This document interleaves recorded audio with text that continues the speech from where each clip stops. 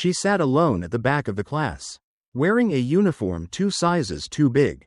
When she answered the history question correctly, her teacher smiled, but asked if she'd learned it on scholarship. Laughter followed. Whispers echoed. The girl they mocked wasn't loud, wasn't flashy, but she'd been trained since age 6 by a Marine-grade martial arts master.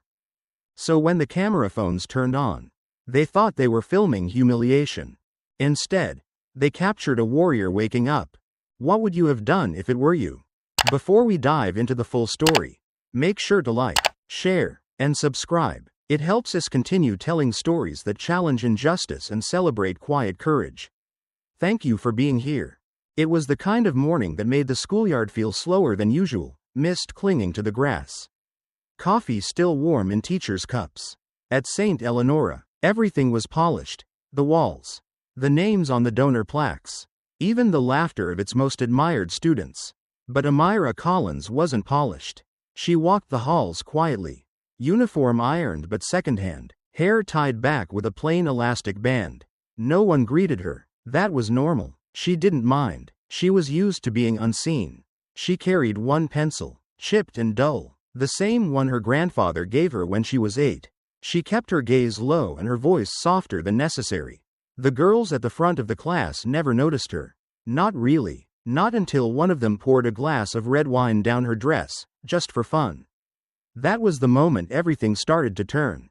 Not because Amira reacted, but because she didn't. And no one knew yet that silence wasn't weakness. It was control. Until someone crossed the line. The light filtering through the stained glass windows of room 207 painted long, dappled shadows across the wooden desks.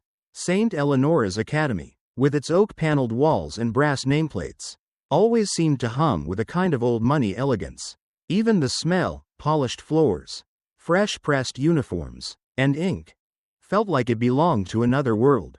A world that didn't include Amira Collins. She sat in the back row, her posture straight but reserved, hands folded on her desk.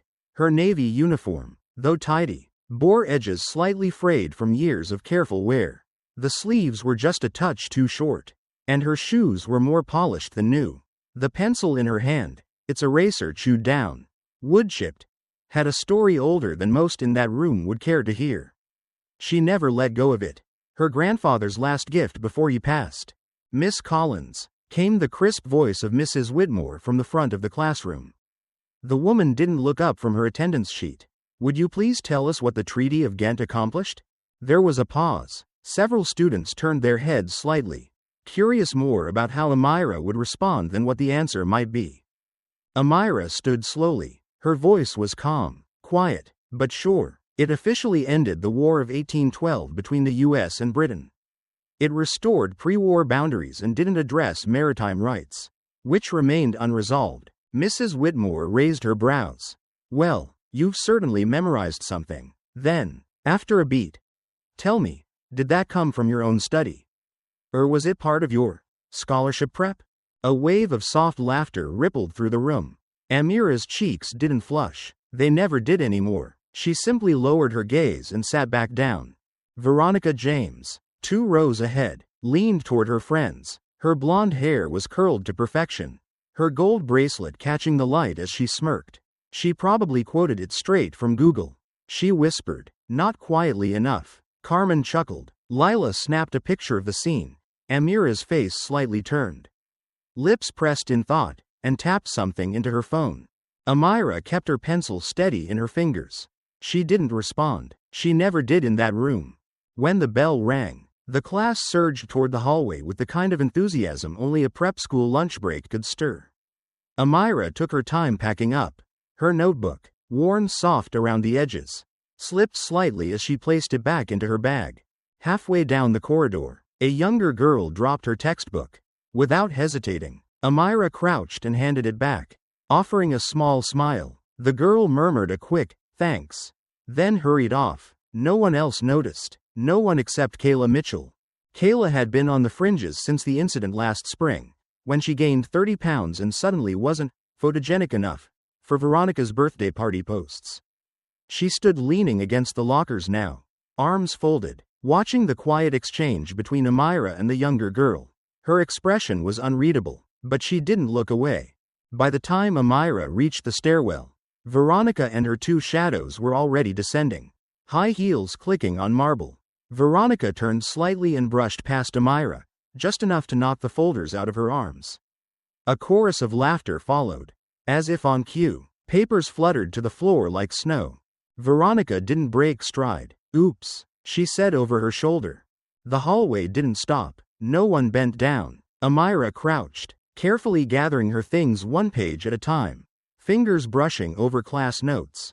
An old quote from her grandfather scribbled in the margin: "People respect power, but they remember restraint." She didn't look up, but behind her, Kayla was still standing by the lockers, one hand clutching the strap of her backpack.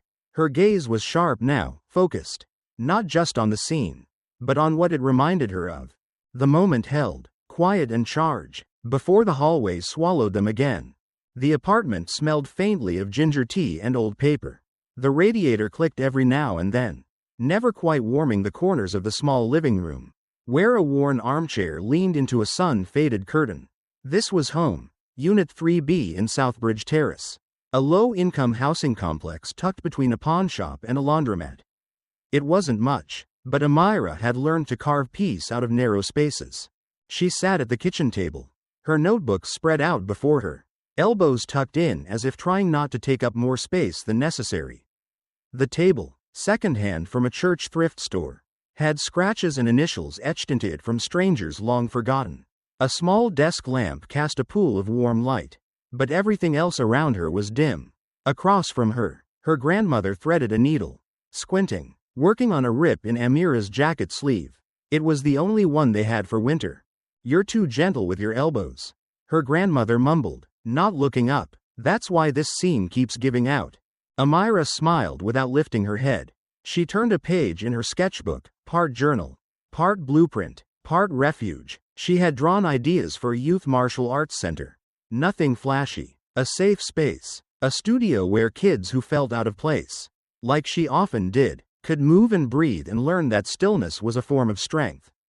There were hand-drawn mats, locker sketches, notes scribbled in the margins: discipline before defense, control before contact. At the back of the notebook, taped neatly, was a yellowing photo. A younger version of her, maybe 9, stood in a stiff GI, fists clenched at her sides.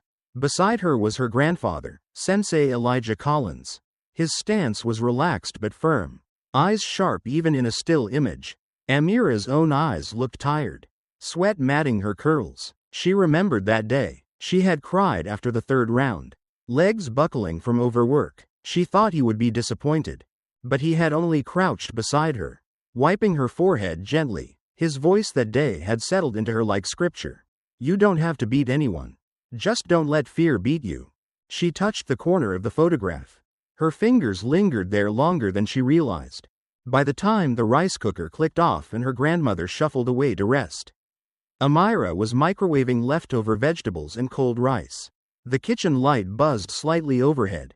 She didn't complain. Quiet was how she liked things. Predictable, safe. Her phone lit up. A notification from the St. Eleonora class group thread. A party at Veronica's house, mansion, really, was being live-streamed. Dozens of familiar faces were gathered under crystal chandeliers, laughing over sparkling cider, posing for Instagram stories in dresses that looked straight from magazines. The screen moved to Veronica, in red silk, twirling in slow motion. She tagged everyone: Carmen, Lila, even Mrs. Whitmore. Amira's name wasn't there. It never was. She watched it all in silence for a moment, then locked the phone and turned it face down. The bitterness came, but didn't stay long. She had learned how to keep it from taking root. "I don't need to be in that world," she whispered, almost to herself. "I just need to be right in mine." She cleaned the dishes, dried them one by one. Before bed, she made sure her uniform for tomorrow was folded neatly at the foot of the bed. She placed her pencil, the same one from class, on the small nightstand by her pillow. The eraser was nearly gone, but she couldn't bring herself to throw it away. Outside the window, the lights of Beacon Hill flickered in the distance. Tall windows, white curtains, lives untouched by rent notices or school bus transfers. They looked like stars from where she was. She turned off the light and pulled the blanket up to her chin, listening to the hum of the city she didn't quite belong to. But still, she dreamed, not loudly, not defiantly, just enough to stay whole. The James estate stood like a museum, silent, old, and proud. Stone pillars guarded the entrance to the grand lawn, where strings of warm lights hung like stars caught in a net. Music drifted gently from hidden speakers, the kind that sounded expensive without trying. Veronica's birthday party wasn't a celebration. It was a showcase. Amira had almost not come. The invitation, sent 3 days earlier, arrived folded and scented, addressed in cursive to Amira Collins. Hope you can make it. There was no warmth in it. No real welcome. It felt like an inside joke. Dressed in silk. But she went. She wore a dress she had altered herself, faded sky blue. Once a church uniform, now carefully reshaped to hug her modest frame. The stitching wasn't perfect, but it was hers. She walked up the stone path with steady steps, gripping her phone in one hand and the other tucked by her side. Inside, the party pulsed with practiced laughter. Veronica's home had tall ceilings, a chandelier that could outshine the moon, and a buffet table that stretched like a runway. Girls in glossy dresses circled like swans. Boys hovered near the punch bowl, sneakers too clean to have ever touched mud. Amira entered quietly. A few heads turned, not in greeting but in assessment. Carmen glanced at her, whispered something to Lila, who immediately raised her phone to film. A small laugh escaped Carmen, masked quickly by a sip of soda. Veronica approached. She looked radiant, of course. Her red dress clung in all the right places, and her smile was as polished as her manicure. In one hand, she held a crystal wine glass filled with something dark. She waved the other as if greeting a distant cousin. Amira, she sang, too brightly. You made it. Amira nodded once. Thanks for the invite. Veronica tilted her head. Of course. It wouldn't be a full-class celebration without all kinds of brilliance represented. There was a pause, just long enough for Lila's camera to adjust focus. Then, as if caught in a gust of misfortune, Veronica turned, her elbow lifted, her hand tipped, and the glass of red wine splashed down Amira's front. A collective gasp followed, but no apologies came. Instead, Lila laughed behind her phone, and Carmen clutched Veronica's arm in mock horror. Oh no, Veronica said, all faux concern. You should have told me you were wearing vintage. Amira stood still. The wine seeped into the threads she had worked on for hours. It didn't sting as much as she thought it would. Not anymore. She turned and walked to the restroom, passing clumps of stunned guests. No one stopped her. Inside, she locked the door. The mirror reflected a girl standing in silence, wine running down her dress like paint. She undid her earrings, placed them gently on the counter. Then she wet a towel, dabbed the fabric, not frantic, methodical. Finally, she looked up. There was no shame in her eyes. No anger, either, just something quieter. A line had been drawn inside her, and she had stepped over it. She let her hair down from the bun, smoothed it with her hands. She wiped her face dry, even though there were no tears. When she left the bathroom, the party had resumed its rhythm. Like nothing had happened, music floated back into the corners. But Veronica noticed her return. Amira walked past the crowd without hesitation. Veronica, still laughing with a group near the piano, spotted her and raised her phone again, ready to film round 2. But this time, Amira stopped. She looked directly into the lens. She didn't smile. She didn't flinch. Her gaze, calm and unwavering, held steady for 2 full seconds. Then she walked away. Later that night, Kayla sat alone on her bed, scrolling. She hadn't gone to the party, but someone had posted the video. It had already been re-uploaded on 3 platforms. She watched Amira's face, composed, silent, defiant. Kayla clicked share, added a caption, and hit post. This isn't funny. This is how the world teaches girls to suffer quietly. The comments started coming. At first, just a few, then more. No one knew yet what was starting. But something had shifted. By Monday morning, the atmosphere at St. Eleanor's had changed. It wasn't loud. In fact, it was the kind of quiet that spoke volumes. Shuffled feet in the hallway, Glances that lasted just a beat too long. A strange hush that followed Amira wherever she walked. The video from the party had exploded over the weekend. People weren't sharing it because she cried or screamed. They shared it because she didn't. The image of her wine-stained dress. The way she had looked into the phone camera without blinking. Without apology, it hit a nerve. On Twitter, someone captioned it, "Grace under fire." The tag hashtag #StanLikeAmira began circulating quietly. Then rapidly. On TikTok, influencers stitched their own stories of being humiliated and staying silent. Amira didn't know most of them. She hadn't asked for their defense. But in places she couldn't see, people were talking. And in places she could see, the walls were closing in. Veronica struck back by Monday afternoon.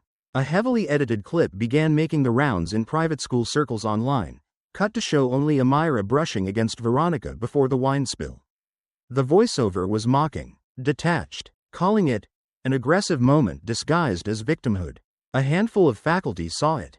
A few believed it. Amira was summoned to the headmaster's office after third period. Mr. Dryden sat stiffly behind his desk. A pair of reading glasses perched too far down his nose. His fingers drummed once against a manila folder with her name on it. "I've been hearing some things, Amira," he said, not unkindly, but not kindly either. "This recent attention, some feel it's manufactured. Is there something you're trying to accomplish here?" Her first instinct was silence. He waited. "No, sir," she said quietly. "I didn't post the video." Dryden leaned back, steepling his fingers. Intentions matter, especially when there's reputational risk involved. The school isn't equipped to host spectacles. Amira nodded once. That's all she could manage. As she left his office, Lila walked by with a too casual toss of her curls. "Guess that scholarship comes with free PR training," she whispered to Carmen, who laughed under her breath. In class, the seats around Amira felt farther apart than usual. A few people scrolled through their phones openly. One girl, who had once asked to borrow Amira's notes, didn't even turn her head when she walked in. Kayla sat 2 rows behind, staring down at her open binder, saying nothing. At lunch, Amira took her usual tray, mac and cheese, a bruised apple, a carton of milk, and headed toward the outdoor tables. She didn't make it 5 steps before someone bumped into her. The tray tilted, contents hitting her blazer, milk carton bursting on the floor. Laughter, not loud, but sharp. She stood there, wet cheese and milk soaking into her shirt. A phone camera glowed a few feet away. Veronica's voice rang out, sweet and high. "Someone get her a mop." Oh wait, maybe she brought her own. No one offered a napkin. Amira set the tray down on a bench and walked away. No words, no expressions, just a quiet withdrawal into the back lawn behind the school, where the old brick met patches of half-grown grass. She stood under the gray sky and began moving. Not angrily, not showily, her feet planted wide, arms rising slowly, then lowering. A familiar kata, soft martial flow, repeated like prayer. Each movement precise, deliberate, almost slow motion. Her breath matched her steps. Her body remembered what her mind was trying not to feel. Behind her, she didn't see the figure standing just inside the gym door. Mr. Harris, the campus security officer, watched her without a word. His face held no judgment, only something closer to recognition. Later that evening, long after the school emptied out and most of the teachers had gone home, an email landed in the inbox of the principal's assistant. No subject line, no sender name, just one sentence. "I have information about Amira Collins. You should be careful who you dismiss by appearances." The message came early, just after 5 a.m., while the sky outside Amira's window still wore its deepest shade of gray. The phone vibrated once, briefly, on the small nightstand where her pencil still rested beside a folded note from her grandmother. It wasn't from any contact she recognized. The name read simply, "Internal faculty account." The message was short. "Room 12, Old Gym, 6 o'clock sharp. Someone wants to see you." She stared at it for a full minute. No explanation, no signature. Still, she got up. By 5:30, she had dressed in a hoodie and jeans, hair tied back loosely. The school grounds were silent at that hour. The frost on the grass untouched. Room 12 was at the edge of campus. part of the old gymnasium no longer used in regular class schedules.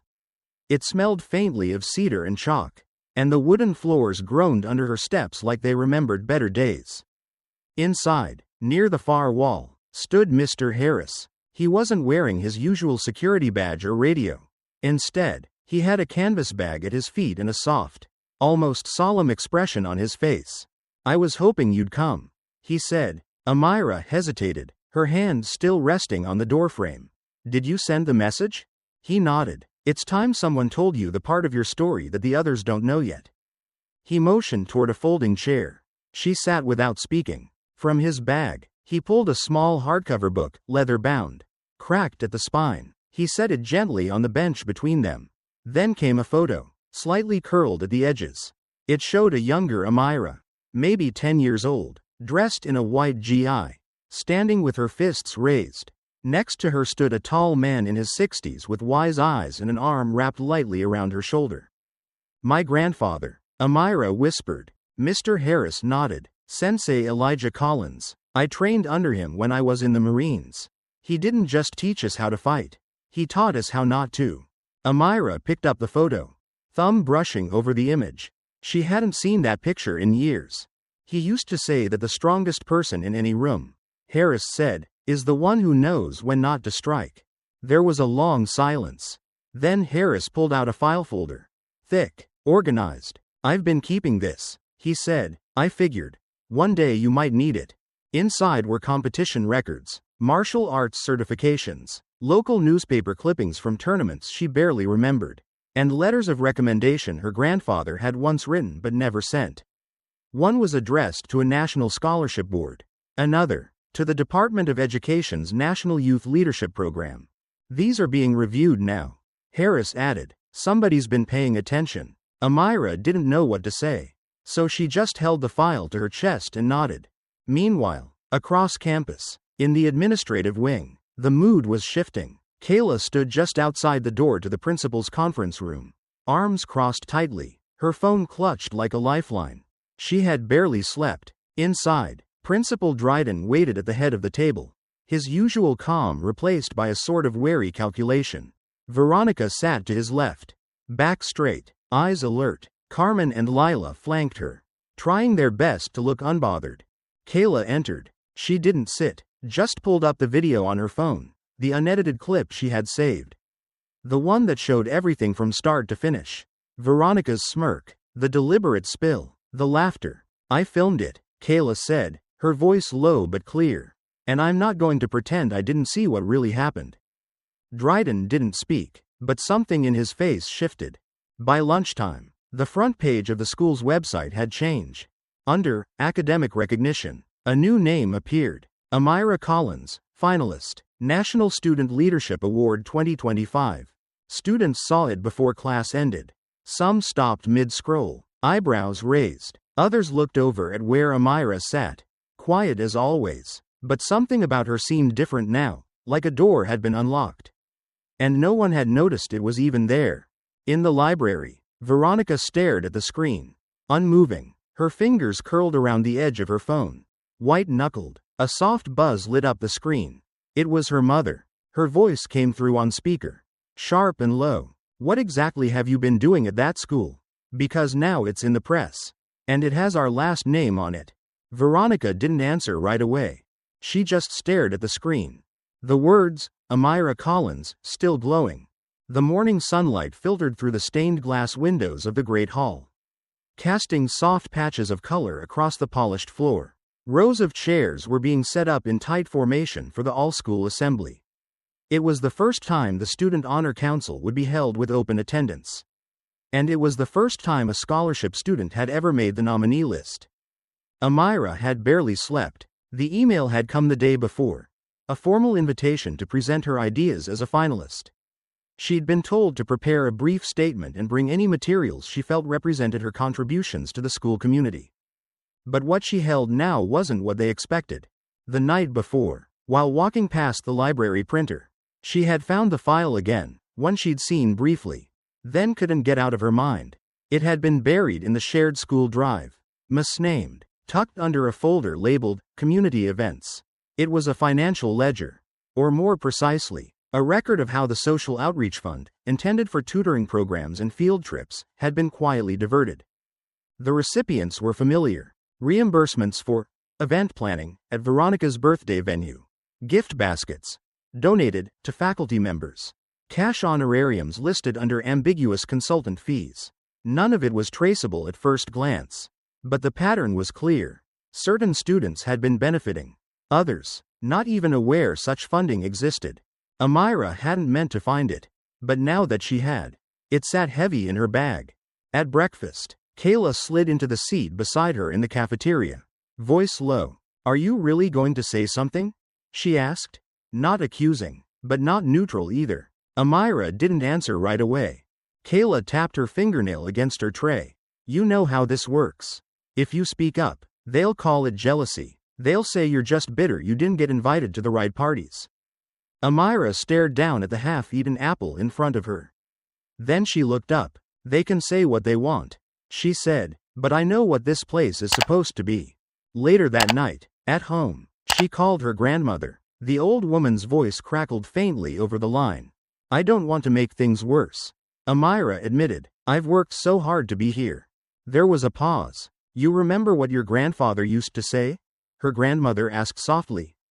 Amira didn't answer. She was already remembering. "People won't always remember what you achieved, Amira," her grandmother continued, "but they will remember whether you stood straight when it mattered." That night, Amira slept with the ledger tucked beneath her pillow.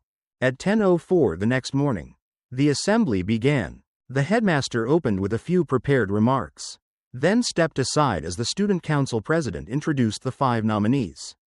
When Amira's name was read, the applause was polite but thinner than the others. She took her place at the podium, her notes folded in half. But she didn't open them. Instead, she unfolded the printouts she had copied the night before.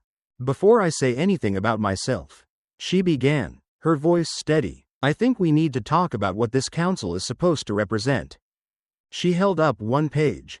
"These are records from the Student Outreach Fund. Funds that were supposed to go toward mentorship programs and student support." Her voice didn't rise. It didn't need to. These records show that those resources were used for private events. For things that had nothing to do with service. They were used by people who already had enough. And most of us never even knew. The room was silent. Heads turned. A few students glanced toward Veronica, whose posture stiffened. Carmen shifted in her seat, blinking fast. A teacher in the front row raised a hand, about to interject, but Amira looked at him and said, simply, "Please let me finish." She held up another page, a chart showing how participation in leadership programs had been consistently skewed toward students from the same 3 zip codes. "I'm not saying this to shame anyone," Amira said, "but I've learned something this year. If we pretend things are fine when they're not, we become part of the lie." Then she looked out at the sea of faces, some surprised, some uncertain, and a few, very few, nodding. "If the truth damages this school," she said quietly, "then maybe the school needs to be hurt in order to heal." Veronica didn't flinch, but her fingers, resting on her lap, curled tightly inward. The headmaster, still standing at the edge of the stage, looked like someone trying to decide whether to applaud or shut down the power. Around the room, a murmur began to rise. Soft, then louder. Not applause, just voices, whispering, names, questions. And Amira stood still in the center of it all, knowing there would be consequences, but also knowing she had finally stopped choosing silence over herself. That morning, the halls of St. Eleonora felt different. Not in volume. Students still whispered behind notebooks. Lockers still slammed shut, but in weight. A certain stillness hovered beneath the surface, as though something long buried had finally stirred. On the main hallway screen, nestled between the lunch menu and the weather forecast, bold red text blinked slowly. Emergency hearing 10:30 a.m., Main Assembly Hall. Student Conduct Committee plus School Oversight Panel. Attendance mandatory for all named parties. Veronica saw it while walking to second period. She stopped, staring. Her reflection shimmered faintly in the glass. For the first time, her own name stared back at her. Not in praise, not in spotlight, but as an accused. 10 minutes before the hearing, The large double doors of the assembly hall opened. Teachers filed in, followed by board representatives and parent liaisons. Near the front, Amira walked calmly, the file of evidence in her hands again. Only this time she wasn't alone. Kayla walked beside her, shoulders squared. No more hiding. Inside, the air was chilled by the whir of overhead vents. The long conference table was lined with name tags. At the center sat Headmaster Dryden, flanked by Mr. Langston from the board and Ms. Rivers, the school's legal counsel. On the opposite side, Veronica, Carmen, and Lila, sitting upright, eyes flitting between the adults and the door. Dryden began, his voice strained. We are here to address serious allegations regarding misuse of student funds and conduct unbecoming of school leaders. Before Amira could speak, Dryden shuffled papers in front of him and raised a hand. Ms. Collins, your materials have been reviewed, but the faculty is still. The side door opened with a quiet click. Everyone turned. Mr. Harris entered, not in uniform, but in a simple blazer. In his hand was a sealed folder. He nodded to Amira, then walked directly to Dryden and handed him the documents. These, Harris said calmly, are corroborating records, compiled over 6 months, expense authorizations, internal approvals, footage logs, and a full list of financial inconsistencies matching Amira's report. Dryden looked stunned. He opened the folder. Silence swallowed the room. And then, unexpectedly, another voice rose from the back. I'd like to add something. It was Mrs. Cartwright, a history teacher in her 50s, known more for her collection of shawls than for raising her voice. She stepped forward slowly. For months, I heard things. I saw details on faculty statements that didn't match the school's purpose. I said nothing, because I didn't want trouble. But trouble came anyway, and I will not stay quiet when a student shows more integrity than most of us combined. Her words fell like stone into water. Veronica shifted in her chair, lips tightening. Carmen reached for a bottle of water with shaky fingers. Then came the slideshow. Harris projected the expense log onto the screen. Itemized, highlighted, birthday venue, $4.200. Gift set to language arts, $350. Community event refreshments, at Country Club, $1.150. None of it aligned with school records. Dryden's jaw twitched. He turned to Veronica. Is there anything you wish to say? Veronica stood suddenly, the chair scraping backward. This is a setup, she said. Everyone's just jealous. We didn't do anything that others haven't done. We didn't create the system. We just used what was already there. Her voice cracked near the end. Not in anger, but panic. Amira remained seated. Her voice, when she finally spoke, was quiet but firm. Doing what others do isn't an excuse, especially if what they're doing is wrong.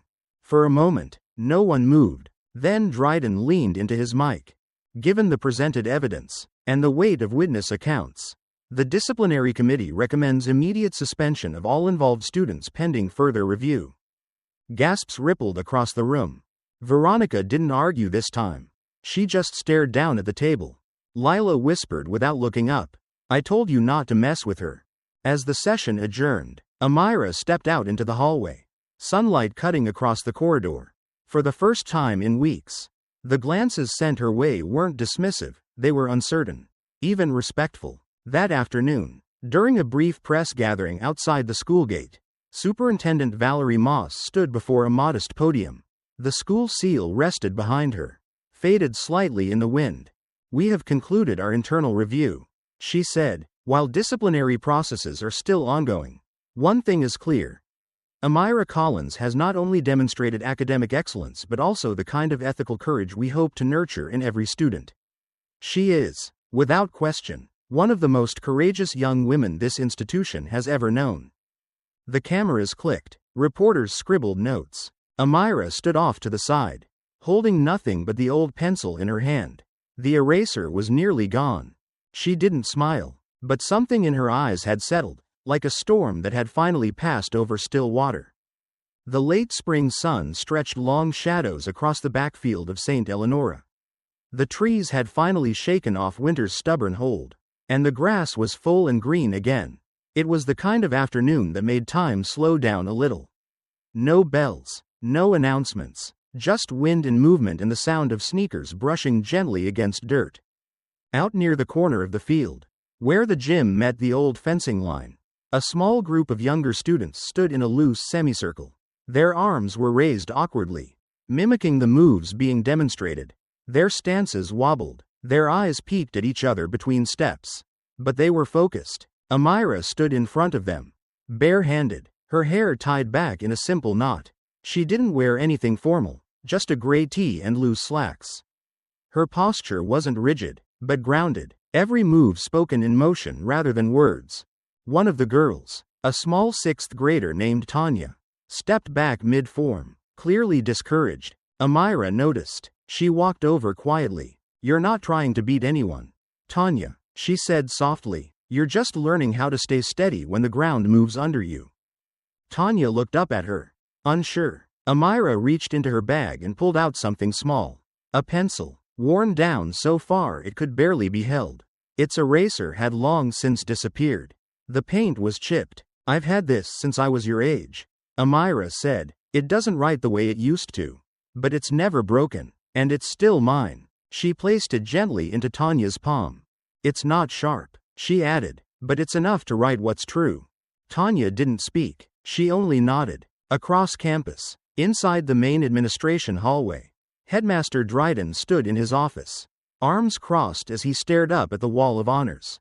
The school displayed portraits of its top students each year, rows of smiling faces, crisp uniforms, framed achievements. Amira's photo had just been added. Below her picture was a simple line in small gold letters. "Being silent doesn't mean you're weak. It means you're listening." He didn't say anything, but his eyes lingered there longer than necessary. Miles away, in a quiet corner of Southbridge General Hospital, an envelope lay open on a bedside table. Inside was a certificate printed on fine paper and sealed with the school's crest. Next to it, a photograph. Amira standing in the schoolyard, surrounded by students, one arm resting gently on Tanya's shoulder. No title, no banner, just her, smiling quietly, mid-instruction. Her grandmother lay back against the pillows, the photo resting on her chest. She closed her eyes and exhaled slowly, like something had finally settled. The graduation ceremony came 1 week later. It was a warm morning, filled with the rustle of programs and the scent of spring blossoms drifting across the courtyard. Parents, teachers, alumni, everyone gathered beneath the canopy of white folding chairs and hopeful speeches. When Amira's name was called, she walked across the stage without fanfare. No music swelled, no one clapped too long. But in the crowd, someone did rise to her feet. Kayla. She stood, not for attention, but out of quiet recognition. Beside her, Tanya clutched the stubby pencil, eyes fixed on the stage. After Amira took her diploma, Kayla leaned down and whispered, "They'll never really know. Not all of it, not what it cost, not what it changed." Tanya looked up. "But we'll know." Kayla smiled faintly. "Yes, and that's enough." Far from the stage, down a quiet wing of the school where few students wandered anymore, an old bench sat by the glass corridor facing the garden. It was the same bench where Amira once sat alone with her notebook and her silence. Now, it was empty. The sun poured in through the tall windows, lighting the dust motes as they danced in still air. Nothing was said, but everything had been heard. She never raised her voice. But somehow, the whole school learned to listen. Not through force, not through anger, just through the quiet weight of someone who refused to disappear. Sometimes, the most powerful thing a person can do is simply not look away. Not all battles leave bruises. Some just leave questions. And maybe the real change begins when silence stops being the safest choice. If this story stirred something in you, a memory, a question, or even just a pause, subscribe to Undercover Truths for more stories that echo long after they end. Thank you for watching.